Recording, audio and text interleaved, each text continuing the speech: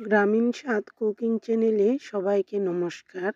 আজ তৈরি করছি গ্রাম বাংলার খুবই জনপ্রিয় একটি রান্না, সরিষা ফুল বাটা বা ভর্তা।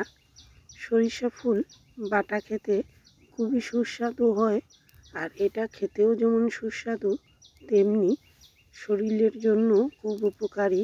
সর্দি কাশি বা ঠান্ডা লাগলে সরিষা ফুল বেটে খেলে অনেক উপকার পাওয়া যায়। অনেক সময় মুখে রুচি না থাকলেও সরিষার ফুল বা পাতা এভাবে বাটা ভর্তা তৈরি করলে খেতে অসাধারণ লাগে। সরিষা ফুলের এই রেসিপিটি ইচ্ছে করলে নিরামিষও তৈরি করতে পারেন, আবার সামান্য মাছ দিয়েও খেতে ভালো লাগবে। সরিষা ফুল তুলে নিয়েছি আর ভালো করে ধুয়ে জল ঝরিয়ে রেখেছি।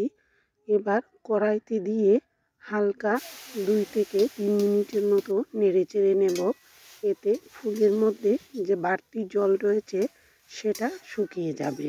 সেই সাথে নিয়েছি কয়েকটি তেলাপিয়া মাছের ভাজা টুকরা আর 2টি শুকনো মরিচ ভাজা। ইচ্ছে করলে নিরামিষও এই ফুল বাটা খেতে পারেন, আবার মাছ দিয়েও খেলে খুবই ভালো লাগে। সরিষা ফুল বা পাতায় হালকা একটা কুষ্ঠভাব থাকে, মাছ দিলে এই ভর্তাটা খেতে আরও বেশি সুস্বাদু হয়। এবার ফুলগুলো বেটে নেব, আর সেই সাথে মাছের কাঁটা ছাড়িয়ে রেখেছি।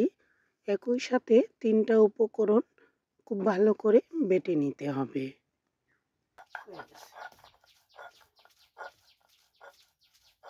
সরিষা ফুলের এমনিতেই নিজস্ব স্বাদ এবং ঘ্রাণ রয়েছে, এতে বেশি কোনো উপকরণও প্রয়োজন হয় না।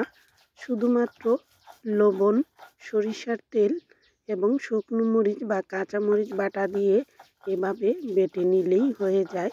খুব মিহি করে না বাটলেও চলে, 1 বা 2 বারে এরকম 2 বাটা দিয়ে নামিয়ে নিয়েছি। মাছগুলোও একই সাথে বেটে নিয়েছি, আর কাঁটা তো আগেই ছাড়িয়ে নেওয়া। ইচ্ছে করলে কাঁটা কম এরকম মাছ দিয়েও তৈরি করলে খেতে ভালো লাগবে। শীতকালে গরম ভাতের সাথে এরকম একটা বাটা ভর্তা থাকলে আর কিছুই লাগে না। আর এই ফুল বাটা খুবই সুস্বাদু, একবার খেলে বারবার খেতে ইচ্ছে করবে।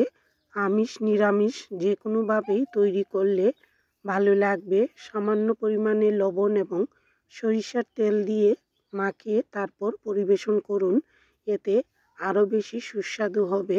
লবণ কম করেই দিয়েছি, এতে সবাই নিজেদের পছন্দ মতো পাতে লবণ নিয়ে নিতে পারে।